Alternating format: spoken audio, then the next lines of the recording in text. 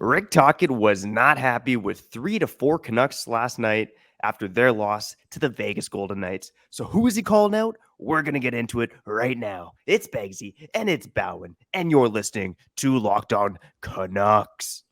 You're Locked On Canucks, your daily podcast on the Vancouver Canucks. Part of the Locked On Podcast Network, your team every day.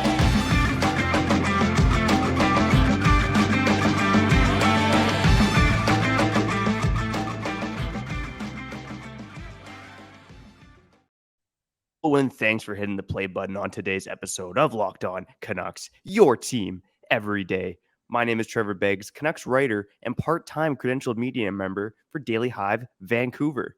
This episode is brought to you by FanDuel Sportsbook, official sportsbook of Locked On. Make every moment more. Visit FanDuel.com/LockedOn today to get started. And before we dive into the show, we want to remind you to subscribe or follow for free on YouTube or wherever you listen to podcasts. And as always, I'm joined by my co-host. He's smiling. He's got the shades on. He's ready to rock and roll. It's Kyle Bhawan. How you doing, man? I'm doing good, man. And I'm loving these intros by you, man. A lot of WWE style of enunciation coming from your end. The energy is nice. It seems like you're happy at work, man. For real, for real, for real. I'm doing good. We got the comment corner at the end of the episode. We got to save the best for last. A lot of comments on yesterday's episode, right? Horvat versus Miller, Miller versus Horvat, blah, blah, blah. But enough about me. Who are those players, Trevor? Who are those players? Yeah, we're going to save the best for last, and we're going to go with the worst first. I mean, that's some backwards logic. But, yeah, I wanted to get into this because, want to talk his first quotes last night. And, your boy Begsy was in the scrum. Not a big deal. But one of his first quotes was that the team was not good, especially in the first period. And he specifically said that 3 to 4 guys were not ready to play. And those 3 to 4 guys did not play within the team system. And that a team like the Canucks cannot afford to have those 3 or 4 guys not going. So he did mention those a couple times, but he didn't name drop them specifically who those 3 to 4 players were who were not playing good last night. So I kind of wanted to break it down. And one is very obvious. It was Andrei Kuzmenko. So Andrei Kuzmenko got benched. And later in that scrum, Tocchet called out the wingers on that line, Kuzmenko and Beauvillier, for not getting Pettersson the puck and not playing well. But looking at Kuzmenko's stat sheet, he actually played his last shift of the game about 12 minutes into the third period, only played a little over 11 minutes on the night. And the game at 4-3 with an extra attacker. Canucks pulled the goalie with 3 minutes left. It was Phil Giuseppe who got the nod as the extra attacker at 6-on-5 and not Andrei Kuzmenko. So, what do you think of this, Kyle? How much slack should the Canucks be cutting Andrei Kuzmenko? Because he leads the team in goals right now. It's okay, man. It's all good. Let's not put that rhetoric out there, okay? Tocchet knew what he was doing yesterday. Let's not be fooled, all right? He knew what he was doing. He knew what he was doing, bro. There's a reason why Kuzmenko wasn't playing. Sure, maybe it had a little bit to do with his play, but come on, if he really wanted to win the game, who wouldn't he rather have on? For real. Not just because this guy has the most goals on the team, but Kuzmenko scores late in the game type of goals. He's been doing that recently to tie games. I'm telling you, man, I think Tocchet has been listening to the Canucks podcast out there, for real. For real. He's listening to the fans. He saw all he needed to see, right? It was a pretty, decent game. Like, things were happening, things were moving, players showed up. Pettersson got his points, Hughes got his points, Miller got his points. It's like, okay, enough is enough. We don't need this one. I'm not saying I'm not saying he wanted to lose. He played a different card, Played a different card. Let's see something else. I don't know. How do you pronounce the dude's name? Phil Giuseppe. Am I saying that right? Yeah. That guy's making the Canucks next year, man. He's doing it. Wow. That's bold. I know that's bold. I know that's bold. I know that's really bold. But think about this, right? I really do think that based on what we saw yesterday, I know I'm just exaggerating here. Maybe they want to, tank a little bit. Maybe it's not about the dubs after all. You know what I'm saying? I say that towards the end of the year, there's that 10% chance that it's going to come true, and they're just going to focus on development, play some other guys. But next year, they want to win games. And it's pretty obvious that Tocchet loves Di Giuseppe. Like, he loves that guy. He's called him out a couple times, his love for him. And I get it. The guy hustles, man. Yeah, it's funny. He was asked about Giuseppe in the scrum last night, and I kind of expect him to elaborate and talk about, why is this, depth AHL guy playing in the top six? But he didn't really go into it. He just said that line was playing well, and that's why they were out there. I was like, oh, yeah, that was a pretty short answer. Kind of wanted to hear a bit more, but yeah, I will say that's a slightly bold take, but it's not that bold based on the way that Giuseppe's playing. Exactly. That's he Because backs it up. Bro. He backs it up, and I think he is. Again, when you're going into next season, there's going to be that need to win. It's not just a want; it's going to be a need, and I think that's not the time to develop at all, especially out the gate. October, November really matter. A guy like that, for real, getting this much of a leash and performing, and Tocchet likes him. There's a chance for real. Yeah, there is a chance. Again, this is a depth AHL guy, and he played better than the guys who are supposed to be top six wingers on this team last night. I know Tocchet talked about that line being good, so one of the guys he wasn't calling out was Brock Besser. But Brock Besser, he had a brutal giveaway, like a no-look pass behind his own net that went right to, I believe it was Riley. No, Riley Smith scored the goal. It was to William Karlsson. And it was just like, oh, Besser, what are you doing, bud? What are you doing? But again, I don't think he's one of the guys that was called out last night. I do think when Rick Tocchet was talking about 3 or 4 guys, Beauvillier was that or 4, because again, he called out both of Pettersson's wingers, said that they weren't getting Pettersson the puck. They weren't distributing the puck. And Beauvillier later on in that game found himself not playing alongside Pettersson anymore. And again, we had that Beauvillier versus Brock debate last week. If you missed it, go check out our episode about how Besser and Pettersson should be reunited. But it wasn't better. It wasn't Besser who got on that line. It was actually Vitaly Kravtsov and Vasily Podkolzin who got some shifts with Elias Pettersson last night in the third period. But hey, that's cool. You know what's cool about that, Trevor? I got to give a shout out to Canucks Conversation, because I know that's what Quadrelli was saying yesterday. I saw a YouTube clip in regards to an episode they just dropped, and yeah, that's again, isn't that a move that caters towards like development? Like maybe it's time. Maybe we're gonna see a lot of those cards starting now. For real. Maybe we're gonna get our wish, bro. I'm telling you, this is what happens. One loss, I'm feeling the momentum, yo. Connor Bedard, there's still a chance. Yeah, I wanna believe you're right, but I really do think Tocchet is just playing guys based on how they're playing. Like last night, Kuzmenko, leading scorer, doesn't play well, 11 minutes of ice time. Whereas Kravtsov and Podkolzin were up more around that 12-13 mark last night. So he does like to reward guys who are playing well, and he has no problem benching guys who are playing well. So it is about accountability, and it is about those fundamentals, Kyle. So Kuzmenko and Beauvillier were 2 of the guys I think he was kind of calling out for not playing well last night. A third was Sheldon Dries. So Sheldon Dries was originally playing between Podkolzin and Kravtsov, and it was again Pettersson who basically replaced him. And Dries played a team low of 9 minutes of ice time. He was on the ice for a goal against.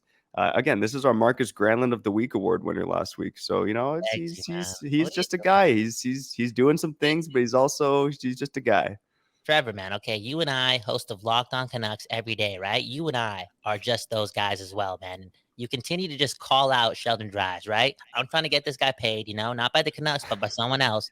And here you are just singling him out. Well, not singling him out, but, come on, man. It's a Locked Out Canucks. This guy doesn't need that, okay? We need to look out for this guy, right? I might have to edit this part out of the video, man, for real, because he's one of us. No. You stop focusing on getting Sheldon Dries paid. How about you focus on getting us paid, Come on, Kyle. I got a family to feed. So if you're listening, we appreciate your comments. We appreciate a subscription. It helps me feed my family. Yeah, remember that. We're trying to put bacon on Trevor's table, and he's doing a lot, man. Full-time job, full-time podcaster now, part-time reporter. It's like, dude, man, and you're studying, and you're sleeping a lot. It's like what's going on? No, I mean you're the type of guy, man. I mean, I know it's a Canucks show, but let's sprinkle in 20 seconds of philosophy here. Trevor does a lot of things, but no matter what, this guy's getting 6 to 8 hours of sleep every night. And he's been doing that for 7 to 10 years for real. And that's why he's been able to, build a family, do some things. Again, doing this job, then he's doing another job, and then he's a part-time reporter. It's like, can you do that? A lot of people who do that need like 7 cups of coffee. I'm sorry. This guy only needs 6 hours of sleep and he's good. Yeah, I appreciate the kind words. I'll say two things there. One, I do almost always try to aim for at least 6 hours of sleep, but Yeah. I got probably 4.5 last night. Oh, Coming home late from the Raj, got up early oh to yeah. write about JT Miller for Daily Hive. And I usually have about, let's say, 3 to 4 cups of coffee a day. So I'd say I'm a What? pretty heavy coffee drinker. Yeah. Dude, that's the secret, not 6 to 8 hours of sleep. Come on, Begsy. Are you serious? You never told me that once, bro. It's always been about the sleep, dude. Oh, Kyle, you just need to rest, man. You need to take care. This guy never said it once, man. I drink. Oh, I gotta take that out. 8 cups of coffee a day, dude. That's crazy. Oh man, we got sidetracked. Uh, Locked on Canucks, man. Hey, man, the ins and outs, right? How this thing goes. Go Canucks, yeah. go, man. There we go, buddy. And so before we wrap up the segment, so we've talked about 3 guys that Tocchet called out last night that I believe he called out at least. Kuzmenko, Beauvillier, Sheldon Dries. I think the 4th guy, Kyle, he was our tank commander of the week on yesterday's episode of Locked On Canucks, Christian Wolanin. Yeah, it was not a nice name for Christian Wolanin. So here's the interesting thing. When I called him our tank commander of the week on yesterday's episode, he actually hadn't been on the ice for an even strength goal against in a handful of games. So the underlying numbers weren't pretty, but he wasn't actually on the ice for any goals against. Last night, he was on the ice for 3 even strength goals against. It was, it wasn't a pretty night for Christian Wolanin, especially on the first goal he was on the ice for.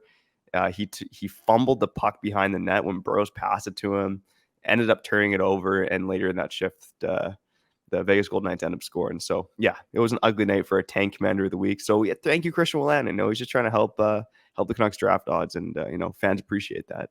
Yeah, dude.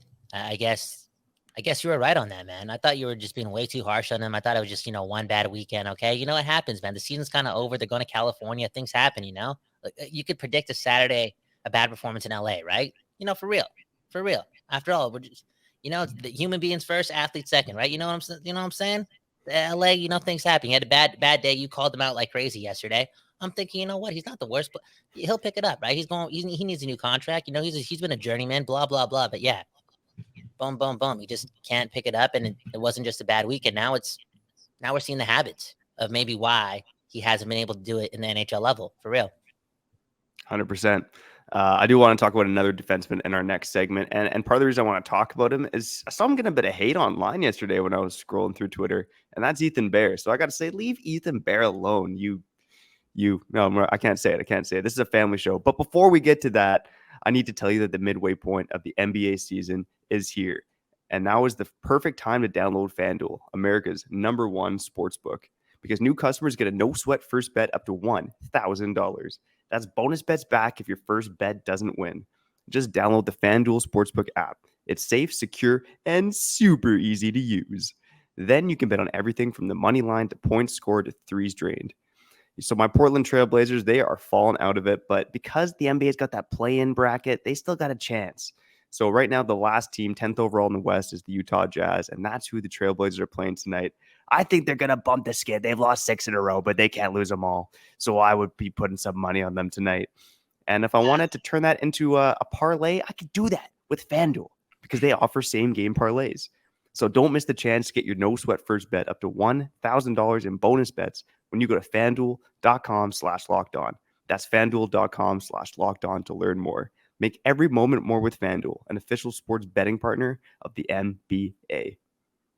Hey, man, play responsibly, have some fun, but again, be responsible. That being said, I hope you win a lot of money. Lessons coming your way, for real. Good times. All right.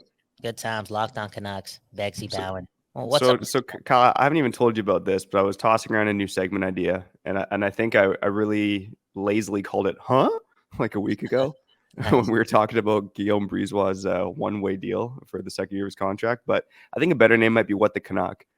And so for today's edition of What the Canuck, I want to talk about fans who are giving Ethan Bear a hard time. So Ethan Bear on the first goal last night, he gave the puck away to Phil Kessel. It was a brutal turnover, and he talked after the game about basically Hughes called for the puck. He kind of crossed it, wanted to cross it across the ice in his own zone. Didn't see Kessel. Kessel picks it off and basically scores in a breakaway. So it was a bad moment. And then people are saying, don't resign Ethan Bear, let him walk.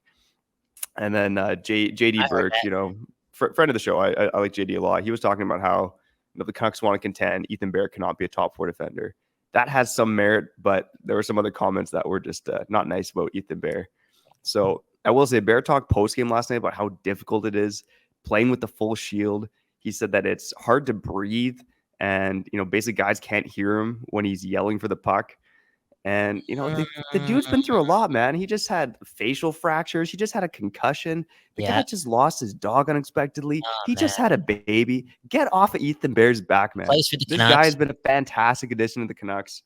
I just don't want to hear any Ethan Bear slander right now. Ethan Bear is fit along really well with Quinn Hughes. He's arguably, Chris Tanev aside, the best defenseman that Quinn Hughes has ever played with.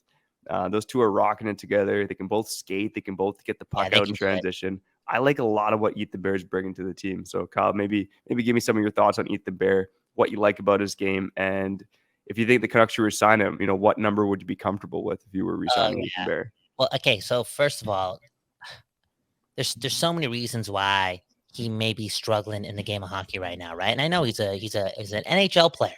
It's a privilege to do this job. You're a hockey player. Every game, you gotta do you.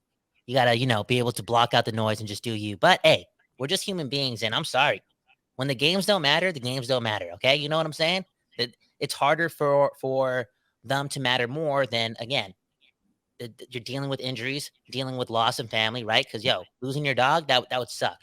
Losing your dog at a time where, again, the games don't matter, it could actually get to you. It will not get. It's always going to get to you, but it could actually get in the way of performing in, again, games that don't matter. So we have to take into account that those things have happened in his life, and rest in peace to his dog. Dude, rest in peace to Guinness. Okay, sorry to bring Guinness up, Trevor. We can bleep this part out too, man. No, it's all good. It's all good for you out there who was like, "What the f is Kyle talking about?" Guinness was my dog who passed away about a year ago now. Mm-hmm. And I was hurt from that. I feel as if you're just losing a friend. To me, he was a friend. To you, obviously, he was family. And so, rest in peace to the dog. It does mean a lot. Just it's hard for me too because I got a dog. For real. But how much would I pay him? I think, again, all those things are happening. Maybe it's a good thing that he's not quote unquote excelling because they can keep the number lower. I feel as if that this deal could very well look like 2 years at $4 million. Like a $2 million per season cap hit, you're saying? Yeah, exactly. I could definitely see that because of the way he's been playing, and the Canucks need a contract like that. Yeah, they do, especially going into next season, where I know this season doesn't matter, but Canucks fans from around the world, next season matters for you and I and the team. Yeah, I originally kind of had that hope that Ethan Bear would probably sign somewhere in the 2 million range, but when you stop back and think about it, again, these right shot defensemen, it doesn't matter if you're good or not. Like, you're getting paid right now. Jan Ruda, $2.75 million a season on a 3-year deal. Erica Branson, 4 years a season, making $4 million. 4 years, making $4 million a season. My apologies. You know what? If a player comes up to me in a meeting and I'm an NHL GM and someone's like, "Yo, look, Erica Branson got $4 million a year. I need $4 million." Dude, I'm just like, "Yo, dude, don't even bring that example into this because sometimes a miracle happens, and we're not bringing miracles to the negotiation table." Okay, for real. Yeah. Yeah, and the other thing to note too is that Bear is an RFA. He's not a UFA like a Branson or Ruda who can kind of command more in the open market. So I get that feeling though that Bear is going to land somewhere in that 2.5, maybe even $3 million a year range. But I do kind of hope the Canucks can kind of lock him up on a 3-year deal. I really like what he's bringing to this team. I think he's, again, the best defenseman Quinn Hughes has played with since his rookie season. I mean, come on. If it's a 3-year deal, I can see 3 years at 9, maybe even at like 9.5. It could maybe even go to 10 because player value 3.3 a year. I get it, but I feel as if $2 million is just a sweet number, and it's a good show me deal for Ethan Bear, who can just after 2 years actually maybe get anywhere from like 3.5 to like 5.5, because you don't know he's going to play alongside Quinn Hughes. You know what I'm. Yeah. Yeah, and here's the other point I want to make as well is that, I think ideally if you're building a Stanley Cup contender, no, Ethan Bear isn't in your top 4. But I will say that, playing with Quinn Hughes elevates his game. And I mean, obviously, how could it not? Playing with Quinn Hughes elevates everybody's game. But, I really like that as kind of a value bet. You're getting the most out of Bear by playing with Quinn Hughes. And in terms of Quinn Hughes, I mean, again, it's one of the best players he's ever played with, which is sad to say. But I really like the fit from those guys. I mean, you look at the analytics and they're driving play, they're driving possession, and you can kind of see it on the ice. Like those guys they're two of the best skaters on the Canucks, and maybe that's just because there's so many bad skaters that have played defense for the Canucks over the years that Ethan Bear's looking better. But Yeah, I really like what he can do, and me too. And I do hope he sticks around long term. we need to sign him because they gave up assets for him. You know, Yeah, a fifth round pick, but still, yeah. it's like enough with that. Enough with that. Everything matters, Mhm. especially when you're dealing assets when you're one of the worst teams in the league over a decade stretch. Yeah, Dude, yeah. this can't just be just have fun. Good luck in your NHL career. Enough with that. 100%. Enough of that. Yeah. So bring Ethan Bear back to the Canucks, and you fans who are ripping him, just get out of here. Leave Ethan Bear Dude, alone. The come guy's been on, man. fine. The guy's been just fine. And rest in peace to Speaking his of dog, just, man. Rest in peace to his dog. yeah, rest in peace, Bronco. And again, passed away unexpectedly. For those fans who don't know the story, I believe Ian McIntyre had a great article on Sportsnet. His dog Bronco passed away unexpectedly, really sad. And then because of the stress, Ethan Bear believes that his wife went into labor. Like she went into labor like a few hours after this dog passed away. Like, so just a crazy wild situation for the dude. And then, yeah, of course he fractures his face, has a concussion. Like it's just been a wild stretch for Ethan Bear, but nice to see him get back in the lineup, playing 3 games with 4 nights recently. Wild stretch, breaking bones in your face. All that's happening, dog, a new kid, your wife, and you got to sprinkle in a concussion there too. Out of all the injuries, you got to sprinkle in a headache. A bit. I know it's deeper and scarier than a headache, but you know what I'm saying? It's going through. Yeah. 100%. So, all the best to Ethan Bear. Shout out to Ethan Bear and shout out to the fans. And we're going to get to your comments next in comment corner. But before we do that, let me tell you why I'm able to support my family. I use Indeed. And if you're hiring, you need Indeed because Indeed is the hiring partner where you can attract, interview, and hire all in one place. Indeed is the only job site where you're guaranteed to find quality applications that meet your must-have requirements or else you don't pay. Instead of spending hours on multiple job sites hoping to find candidates with the right skills, you need one powerful hiring partner that can help you do it all. Indeed partners with you on every step of the hiring process. Find great talent through time-saving tools like Indeed Instant Match, assessments, and virtual interviews. With Indeed Instant Match, as soon as you sponsor a post, you get a short list of quality candidates with resumes on Indeed that match your job description, and you can invite them to apply right away. Plus, you only pay for quality applications that meet your must-have requirements. One of the things I love about Indeed is that they're making life easy, pal, for both the applicant and the employer. I mean, it's a win-win situation, buddy. Begsy, It's a win-win. Let me ask you a question, okay? If we were hiring someone for us, right now, Locked On Canucks, we need a team partner. What do we need them to do? What are we looking for? I think we're looking for an assistant. Just get us coffee. I think get us coffee. That'd be cool. One job at a time. In two separate locations. That person would be a beauty. Exactly. That's what we're looking for. So if you want to deliver Trevor and I coffee, Trevor's all the way there in Surrey. We're all the way here in South. I don't even know what area is this? Richmond, South Van. You know what I'm saying? You're in South Van. Yeah. You're on the other side of the Fraser. Okay. So if you want to do that, what's minimum wage right now? $18 an hour? I think that was $15.50 or something. $15 an hour? $15.75 an hour. 2 hours a day. Anyways, wow. Indeed. All right. Where was I? One of the things I love about Indeed, they made. Oh, I already said that. I got to say, start hiring right now with a $75 sponsored job credit to upgrade your job post at Indeed.com/lockedon. Offer valid through March 31st. Go to Indeed.com/lockedon to claim your $75 credit before March 31st. Indeed.com/lockedon. Terms and conditions apply. Need to hire? You need Indeed. Dude, you're doing a great job at the end of those ad reads when you go a little quicker. I know that's crazy, dude. I know that's a little Trevor Beck style. Well, I got to say, we are doing the sponsors a solid because I think we're told by the higher ups that these sponsors are paying for 60 seconds of ads, and I think we just talked for like 2.5 minutes about Indeed. So yeah, you're welcome, Indeed. You're welcome. You're welcome, Indeed, for real. People need jobs out there. We're trying to give back to the people. Okay, speaking of the people, you're listening to Locked On Canucks. We are nowhere without you. Thanks for subscribing, leaving comments, likes, the tweets. Oh man, people thought we were we were cowards yesterday. Okay, I saw a couple tweets about that because we didn't give the option of neither when we asked that poll question. You know, what would you rather have, Bo Horvat at 8.5 or JT Miller at 8? I didn't even look at the results to that poll question. Let me pull that up right now. And I will say, well, you're pulling that up. I will say that, you're calling us cowards. I think you guys are cowards for not making a choice between JT Miller and Bo Horvat. And yes, I just oh, called the listeners cowards, so my apologies. But holy, relax, I said on yesterday's episode that I would have traded both of them. I think that is a pretty clear, easy answer for most Canucks fans. Like, if you're trying to build for the future, get assets, get this team to Stanley Cup contention, it made most sense to trade JT Miller, and it made most sense to trade Bo Horvat. I think that's pretty clear.